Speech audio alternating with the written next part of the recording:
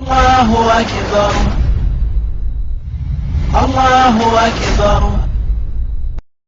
And just to finish with, this one guy, I forget his name now, but he said a very long time ago, he said, China is like a sleeping dragon. Let it sleep.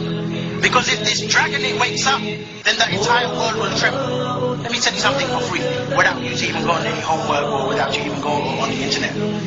The Shabab, my dear brothers, they are waking around the world. Indeed they are. In Palestine, the Shabab, they are waking up with their stones in their hand, they are waking up.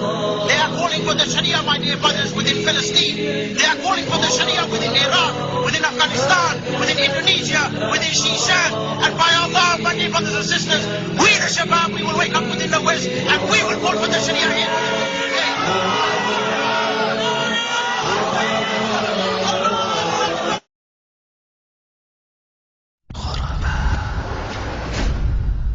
لا إله إلا الله محمد رسول الله.